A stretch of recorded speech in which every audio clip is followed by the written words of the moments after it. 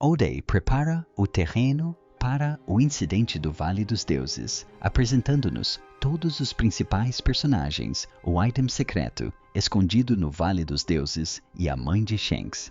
Então, vamos relembrar todas as pessoas, facções e itens que levaram a um dos maiores incidentes da história recente. Na capa vemos Kiku, Yamato e Otto se afastando do túmulo do herói que supostamente morreu sem deixar rastros, protegendo sua vila. Um herói que nasceu em Westbloop, mas cresceu em Ringo Wano. Seu nome era Kolsky Moria.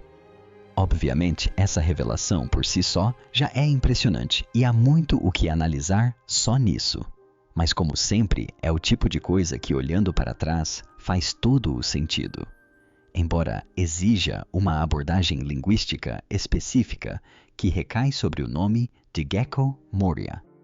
Pois aqui na lápide vemos o nome gravado como Kolsky Moria. Kolsky Moria está escrito em hiragana, enquanto o nome completo de Gekkoria foi escrito em katakana, fonético, mas isso geralmente ocorre porque Wano, sendo mais japonês, estiliza os nomes com hiragana ou kanji tradicionais japoneses, enquanto a maioria dos outros nomes em One Piece são escritos em katakana, para dar um toque mais estrangeiro, já que o alfabeto katakana é usado principalmente para palavras e nomes estrangeiros em japonês. Por exemplo, na vida real, o nome Tanakataro seria normalmente escrito com kanji, ou às vezes com hiragana, enquanto o nome Roger seria escrito em katakana. Então, neste caso, embora o nome de Moria fosse originalmente escrito com hiragana e kanji fora de Wano, ele foi escrito em katakana como Geek Moria. Mas o que nos interessa é o seu sobrenome Kolsky. Claro, este é o mesmo nome do clã principal de Wano, onde o título de Shogun é transmitido desde Sukiyaki Toen, passando para Hiyori. Toki nasceu como Amatsuki Toki, mas adotou o nome Kosuke após o casamento. No caso de Moria, é possível que, como ele nasceu no West Blue, mas posteriormente se estabeleceu em Wano, talvez tenha se casado com alguém da família e, mesmo sendo homem, tenha recebido o mesmo nome. Mas vejo isso como algo complicado, não só porque sua esposa herdaria o nome da família de forma mais lógica, dadas as tradições, mas também porque, cronologicamente, ele teria que se casar numa época em que já conhecíamos a maior parte da família Kolsky na história. Então seria meio estranho se Odin simplesmente tivesse uma irmã secreta com quem Moria se casou durante todo esse tempo. Acho que o que faz mais sentido é que Moria seja descendente dos Kolsky, que assim como o clã Zoros partiu para Westlu há muito tempo, e Moria nasceu lá, mas desejava retornar à terra natal de seu clã para se reagrupar com seu povo, o que fez ainda jovem sendo criado em Ringo. O detalhe é crucial. Aqui é que foi dito que essa pessoa nasceu no West Blue, mas foi criada em Lingo, que literalmente significa cresceu em japonês. Portanto, não se trata de uma visita rápida, mas sim de uma temporada de sua infância e juventude lá. A questão é que vemos Moria em confinamento durante a execução de Roger apenas um ano antes de sua luta contra Kaido em Wano. Mas, se algo me parece plausível, é que Moria foi para Wano. Ainda muito jovem, cresceu lá, decidiu se tornar um pirata e navegar até o East Blue apenas para presenciar a execução de Roger e então no ano seguinte retornou a Wano para vê-la sendo devastada por Kaido. Então, eles lutaram contra Kaido na tentativa de libertá-la, mas foram derrotados e traumatizados, pois Kaido havia dizimado toda a sua tripulação, bem como sua cidade e amigos. Isso explica perfeitamente como Moria chegou a Wano tão rapidamente, vindo de East Blue em apenas um ano, já que não era seu primeiro confronto com a Grand Line. Curiosamente, Moria roubou o cadáver e o Shuzu, e fugiu de Wano, o que explica por que eles acham que seu corpo não foi deixado para trás. Isso foi visto como um ato sacrílego pelo povo de Wano, o que parece estranho se Moria fosse um deles, mas na verdade, Moria pode ter roubado Ryuma e a Shusui para que Kaido não pusesse as mãos na famosa espada. e talvez até o transformasse em um zumbi, na esperança de um dia tê-lo como ajudante para derrotar Kaido, fugindo para o West Blue, que fica ao sul de One of Ukra. Talvez até mesmo sua terra natal, e transformando-o em um navio. Ele estava matando tempo preguiçosamente envolvido em seu grande plano. Agora, alternativamente, também é perfeitamente possível que Moria fosse apenas alguém do West Blue, mas que tenha feito algo tão honroso quando era criança em Ringo, e mesmo assim tenha sido aceito na família Koski ou recebido o nome de alguma forma. Mas independentemente de como ele recebeu o nome, é certamente estranho que ele seja considerado um Koski, quando seu nome é Gekko Moria, afinal. O que não explica os dois sobrenomes diferentes, a menos que você fale japonês. Como você pode ver aqui, e como é escrito geralmente, Kolski é formado pelos kanjis para luz e lua Hikari Ansuki. A leitura é invertida para soar mais poética, como um sobrenome Kolski. O significado desse kanji é luar, que em japonês também pode ser pronunciado como Gekko. Você percebe agora que Gekko, ou escrito em katakana Gekko, é apenas uma leitura alternativa de Kolski. Então, na verdade, não são dois sobrenomes diferentes, mas sim o mesmo, apenas pronunciados de maneiras diferentes, devido à forma como o japonês funciona, onde as palavras podem ser pronunciadas de maneiras distintas. É algo que eu pensei, que coincidência engraçada, há muitos anos, mas nunca imaginei que realmente aconteceria dessa forma, e que na verdade estava predestinado. Isso é particularmente inteligente quando se considera que o nome Gekko Moria, Teja, já possui tantas camadas. Para começar, além do fato de Gekko significar luar em katakana, remetendo à noite, que envolve a casca da árvore e projeta sombras, o nome também se relaciona com seu tema animal. Como muitos outros Shiukai, ele recebe o nome de um animal. Nesse caso, a lagartixa, já que a romanização oficial é com CQ, como o animal. Vemos isso no ataque em que ele cria uma lagartixa das sombras para estabilizar Júnior, bem como em sua forma final.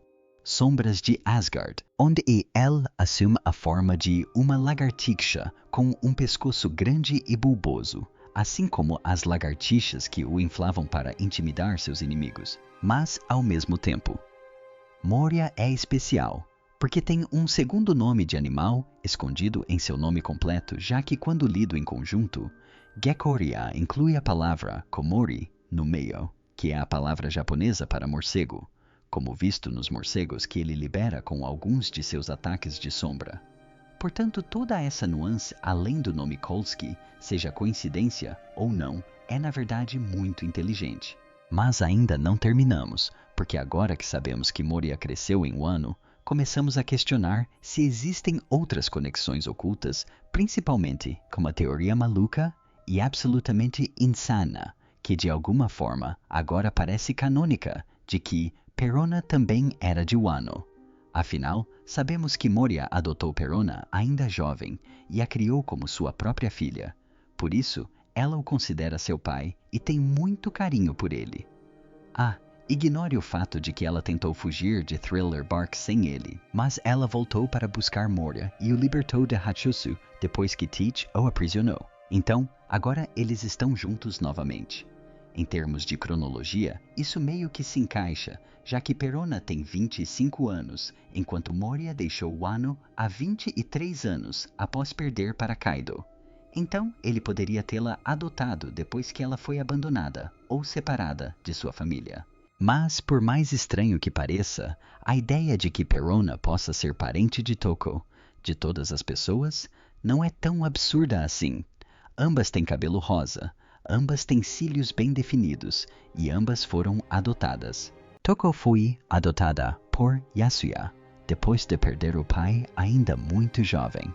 No entanto, considerando que Toko tem 6 anos, há uma diferença de idade de cerca de 2 décadas entre eles. Então, ou elas são parentes um pouco mais distantes como tia e sobrinha, ou talvez haja um grande intervalo de tempo entre o nascimento delas pelos pais.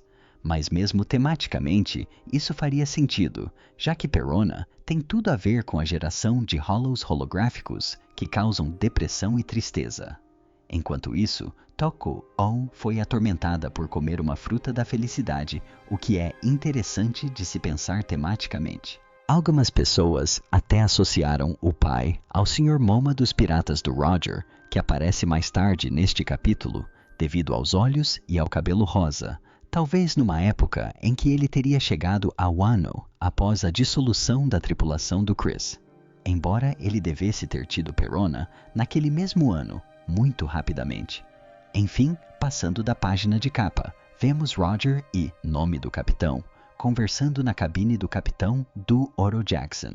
A primeira vez que a vemos de fato parece estar na parte de trás do navio, como uma cabine de capitão tradicional. Parece que Shaki partiu com uma carta de amor, após a qual Roger afirmou tê-la visto como se estivesse doente. Provavelmente, ela está sofrendo de mal de amor, pois se apaixonou pelo único homem que realmente a tratou, normalmente até então, e por isso quer vê-lo novamente e fugir com ele. O que pode ter sido um dos motivos pelos quais ela decidiu abandonar a estressante vida de pirata. Glorious concluiu que a paixão era um dos principais motivos para a abdicação de ambos. Roger declara que não desistirá de Shaki, e vemos outros membros da tripulação, incluindo o Sr. Mamora Peter Mew, artilheiro, Donino Timoneiro, Sanbel Spencer, o official de inteligência, Taro Gandu Moon Isaac Jr., o official de táticas, CB, Gallant e Banco. Curiosamente, vemos Roger que não deve ser confundido com um jovem Shanks, que apesar da semelhança ainda nem havia nascido. Pedindo a Max Marks para cozinhar, o que sugere que Marks é na verdade o cozinheiro dos piratas do Roger. Isso pode ser uma resposta ao fato de que, quando Oda revelou as funções dos piratas do Roger, no último SPS, eles não pareciam ter um cozinheiro. Mas isso indica que ele provavelmente se esqueceu e está tentando compensar isso, nos dizendo aqui que Mark X era o cozinheiro. Curiosamente, a maneira como Roger exclama "Eu" ou "Estou com fome" a comida do Marks é exatamente a mesma forma como Luffy imploraria por comida para Sanji. De fato, as coisas estão se encaminhando em Marijua 4 anos atrás, em 1484. Vemos um jovem Garling conversando com o Gorey. Desta vez, ele já era um cavaleiro divino, mas como muitos apontaram, é interessante que ele tenha envelhecido até a velhice, principalmente porque vimos cavaleiros divinos, como Goku aparentemente mantendo sua juventude perene, já que ela conheceu Bru ainda como uma criança, assim como aparenta agora há muito, muito tempo. Então, a juventude perene que poderia ou não estar ligada à marca como um pacote ou ser algo separado concedido apenas a cavaleiros divinos, muito específicos do mais alto calibre, posição que Garling ainda não havia alcançado. Ou haveria uma razão específica para Garling não ter envelhecido. Garling menciona ter feito uma parada em God Valley, no West Blue, durante uma missão. A ilha possui um país com sua própria cultura independente e distinta, apesar de não ser um país governado por um governo. Por isso, Garling propõe que seja o próximo local do torneio genocida, um evento que ocorre a cada 3 anos, e a menção grosseira parece ter acabado de acontecer, já que um deve ter ocorrido no ano anterior. Portanto, o próximo ainda está a 2 anos de distância. Curiosamente, o romance As Histórias do Chapéu de Palha aborda brevemente o processo do torneio genocida, tendo sido publicado anos antes do flashback de Kuma, embora sem mencionar explicitamente o evento pelo nome. Em uma das histórias, um jovem órfão detalha como os dragões celestiais desceriam de Marijua para dominar países, não apenas escravizando ou exterminando toda a sua população, mas também suprimindo sua cultura e seu idioma. Apesar de o mundo de One Piece utilizar amplamente um idioma universal, conhecido em japonês como Koyogal, que se traduz como idioma oficial ou instituído pelo governo, que é essencialmente o que conhecemos atualmente como japonês. Outras línguas de fato existem, mas como os dragões celestiais apagam culturas e línguas, estas se perdem no tempo, e em vez disso, impõem o Koyugo como a única língua falada em todo o mundo, que já havia sido amplamente adotada por muitas culturas, mas agora é usada globalmente. No fim, é apenas a maneira conveniente de Oris contornar a barreira linguística, mas isso ilustra ainda mais os horrores do torneio genocida. E nesse sentido, achou interessante que Garling o descreva como uma cultura única, já que ele parece disposto a erradicá-la. O mais fascinante aqui, porém, é que Garling menciona que, além dos recursos naturais que a ilha possui pelos quais foi chamada de Vale dos Deuses, eles também encontraram algo inacreditável lá e afirmam que o ente ou chefe termo usado pelos cavaleiros divinos para se referirem aos emos ficará muito satisfeito. O que é isso, não sabemos. Ele apenas chama de algo. Embora Eleo descreva como demoníaco ou inacreditável, um termo que até Roger usou para descrever a própria peça quando a encontrou. Isso já demonstra a importância que ele atribui a esse objeto. Não creio que seja apenas um item pequeno, como os prêmios Durford do torneio, algo que eles poderiam ter tomado à força enquanto estavam lá, mas sim algo que aparentemente exigiria a tomada de toda a ilha para ser conquistado. Novamente podemos estar interpretando as coisas de forma equivocada, mas certamente é algo digno, o suficiente para agradar o chefe. Primeiro, porém, vamos dar uma olhada em Hachosu, onde o bar da Shaki está prosperando. Como indicado na cena anterior com Garling, ainda estamos 40 anos atrás. Vemos que, assim como no futuro, Shaki continua sendo uma exploradora, maltratando seus clientes, a menos que sejam pessoas por quem ela tenha afeição como Luffy. Vimos Rox se divertindo no bar com Limoku Stussy e Newgate, provavelmente com acesso prioritário por ser o dono da ilha. Mas como Stussy observa, Jabag parece não ter mais interesse em Shaki, já que parece ter encontrado outra pessoa para amar a ponto de parecer que se casou com uma criança. Claro, estamos falando de Teach, que nasceu há 40 anos. Assim parece que nesse tempo, como esperávamos, Jabat encontrou outra mulher para amar e a deixou grávida. E por mais canalha que ele seja, não dá para culpá-lo por não ser fiel a ela, por não ter mais olhos para Shaki. Curiosamente, Linlin parece saber disso, ou melhor, provavelmente, deduziu por sua intuição feminina, mas Jabash a instruiu estritamente a manter o assunto em segredo. Afinal, uma criança é a maior fraqueza de alguém.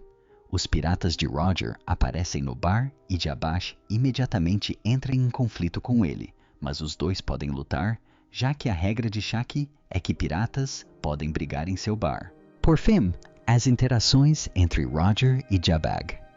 Aqui não são muito diferentes do primeiro encontro de Luffy e Teacher, também em um bar. Embora neste caso pareça que os dois já tenham se desentendido e se encontrado antes.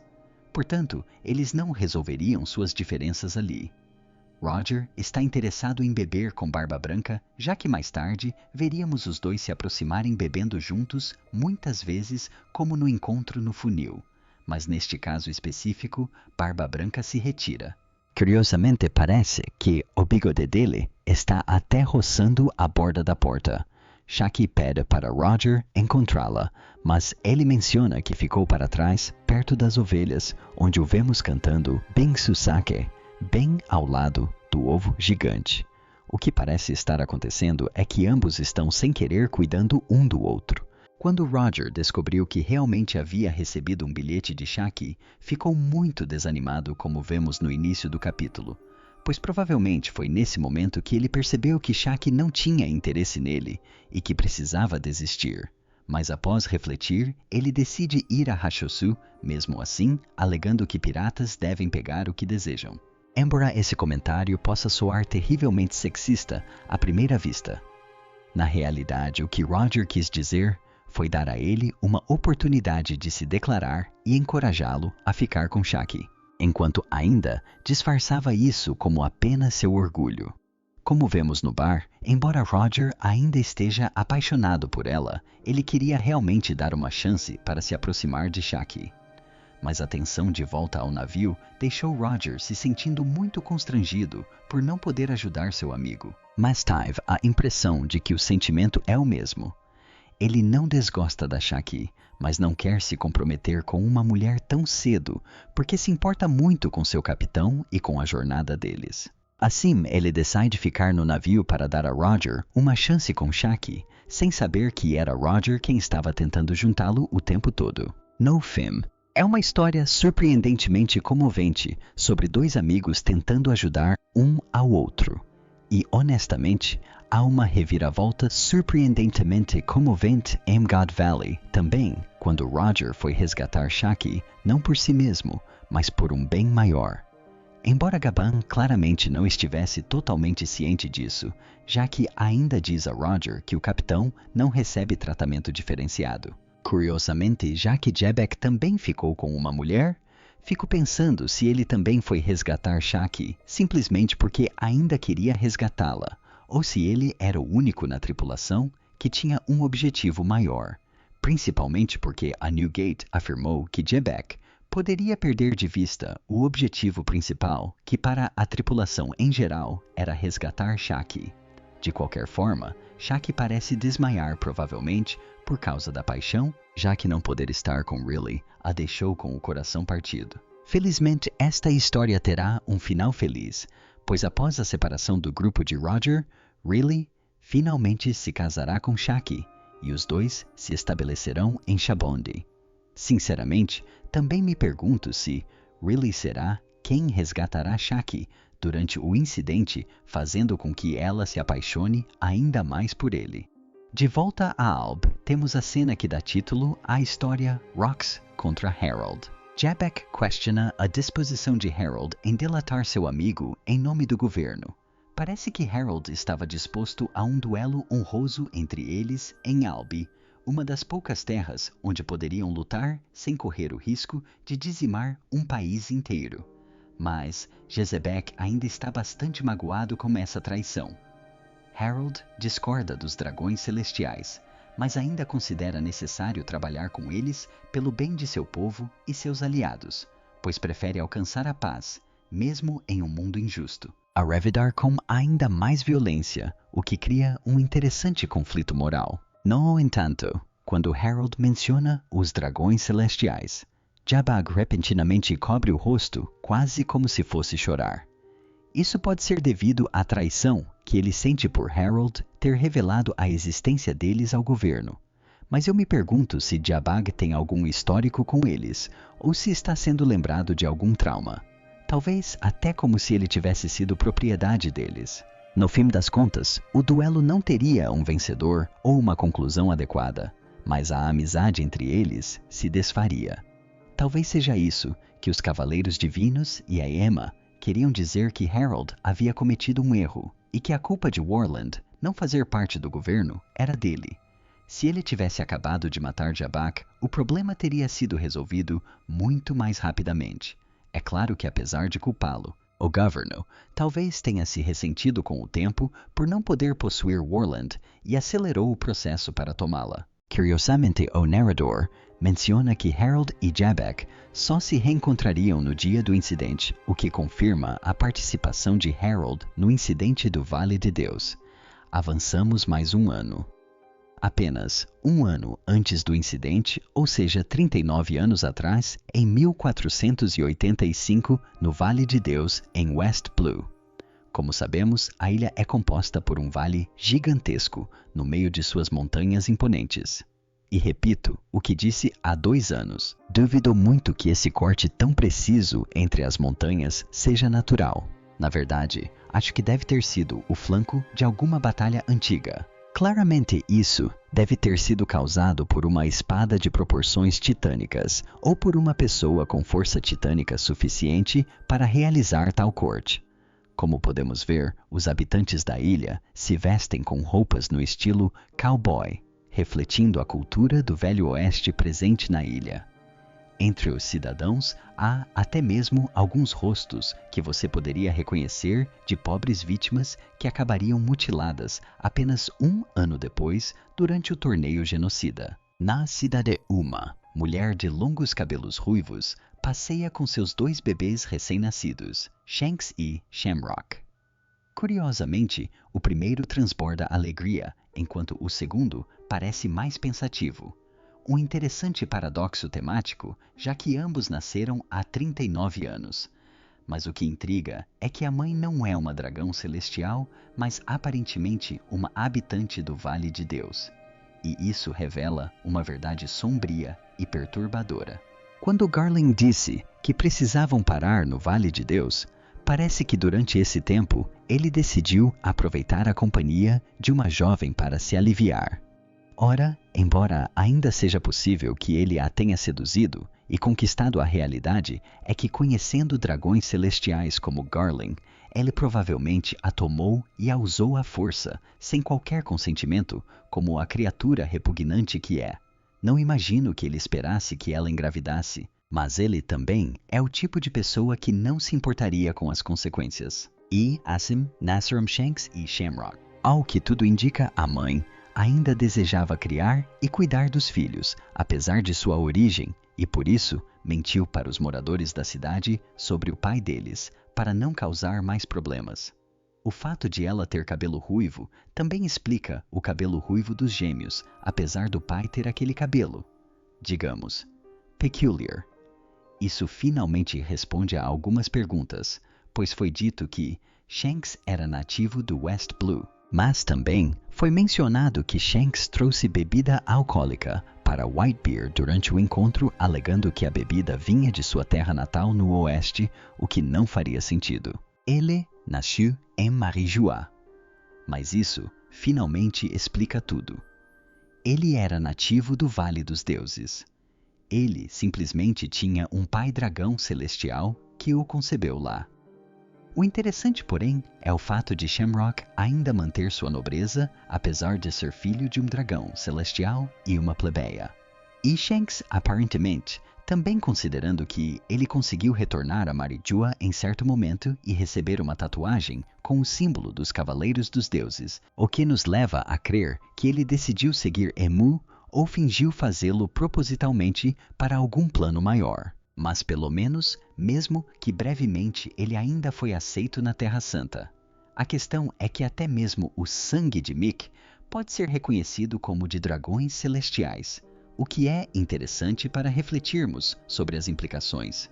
Vimos com alguém como Charles que ele tomou várias mulheres como esposas que eram em todos os sentidos suas escravas submissas.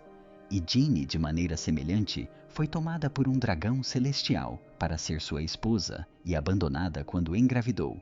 Embora isso pareça ter sido mais devido às habilidades de Saphira do que à gravidez em si. Curiosamente, isso teria tornado Bonnie elegível para ser uma seca celestial, por essa lógica, a menos que houvesse algum requisito maior. Mas faz sentido que Bonnie tenha se tornado uma pirata procurada e que o fato de ela ter negociado com Kuma tenha acabado com todas as suas chances.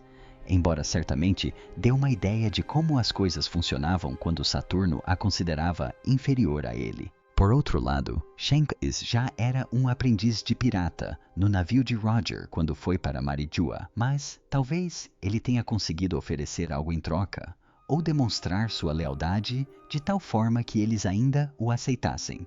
Isso, no entanto, ajuda a se entender como as coisas aconteceram. Garland deixou a mãe grávida há 40 anos, e um ano depois, os gêmeos nasceram após os habituais 9 meses de gestação. Quando Garland retornou ao Vale dos Deuses para o torneio genocida, no ano seguinte, provavelmente descobriu sobre seus filhos e, portanto, estava disposto a adotá-los eventualmente, criando Shamrock como um cavaleiro divino. Embora, francamente, eu não me surpreenderia se Garland não se importasse nem um pouco com a mulher que engravidou, e se ela talvez até tivesse morrido pelas mãos dele. Shanks no entanto seria colocado dentro de um baú de tesouro, por algum motivo, e assim seria acidentalmente roubado por Roger, que o adotaria e o criaria como seu próprio filho junto com Boogie, é claro. Ainda não sabemos exatamente quando Buggy se juntou a Dean, mas certamente foi muito jovem, embora não saibamos ao certo se foi em God Valley ou algum tempo depois. E assim, o palco está montado assim como seus principais personagens. Garling avista God Valley e uma ilha, que guarda um objeto misterioso de grande valor para o governo. Shaki, o tesouro, de Hachinosu, é sequestrada pelo governo durante este torneio, o que leva muitos piratas a resgatá-la, incluindo, é claro, os Piratas Rocks. Telfruits lendárias são oferecidas como prêmios e são vistas como a chave para a fuga por Kuma Ivankov e Genie. Os Piratas Roger vêm resgatar Shaki e unem forças com Garp para finalmente derrotar os Piratas Rocks, e Harold também desempenha um papel importante encontrando Shaki novamente e sobrevivendo ao incidente. Todas as peças estão no lugar para um incidente de proporções históricas. O incidente do Vale de Deus, contanto que Oda não o ignore novamente. Isso é,